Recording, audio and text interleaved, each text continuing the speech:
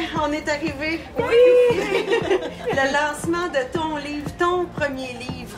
Le massage du ventre et philosophie orientale pour tous. Oui, c'est toi qui m'as donné ce défi-là. En plus. J'ai toujours voulu écrire un livre sur la philosophie orientale de la santé. Je voulais partager l'héritage que ma mère Yuki nous a légué et continue de le faire. Mais je pensais le faire dans mes vieux jours. T'auras pas jamais de vieux jours. Tu vas toujours être jeune. Je voulais être sage pour écrire un livre, mais bon. Tu l'as écrit pour qui ce livre-là? Parce que oui, t'as tes... Non, j'ai écrit un livre comme j'aurais aimé en lire, honnêtement.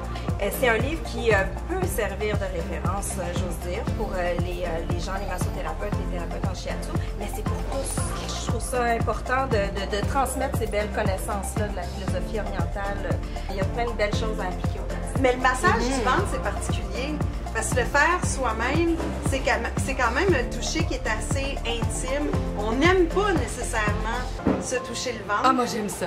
Ça dépend des gens, c'est ça. Quand on n'aime pas ça, des fois, c'est signe qu'il y a une petite stagnation, il y a quelque chose en dessous, justement, à relâcher. Il y a peut-être un stress.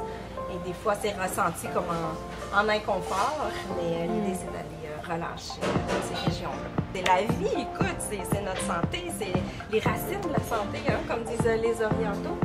C'est le siège des émotions.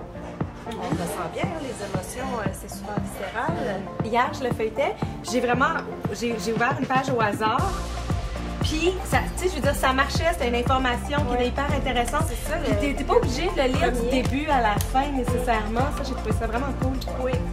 C'était pourquoi? C'était pour ta digestion? Non, c'était le yin et le yang. OK.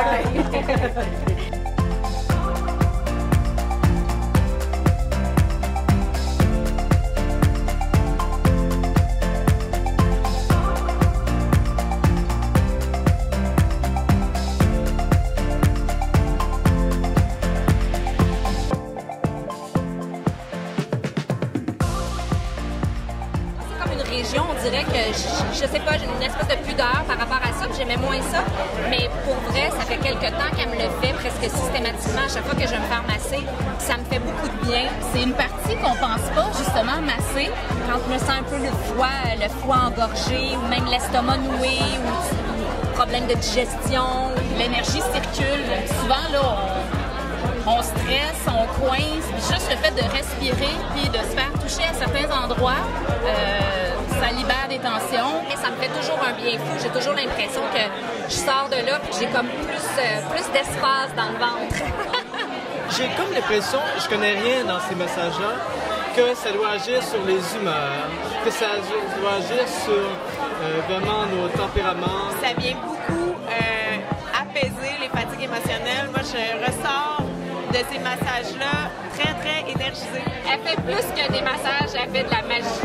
Dès qu'elle s'en va dans cette région-là, je sens tout de suite qu'il y a quelque chose qui se passe, que ça me fait du bien, finalement. Mais on peut même aller voir. Regarde, descend. Oh! Oh! Oh!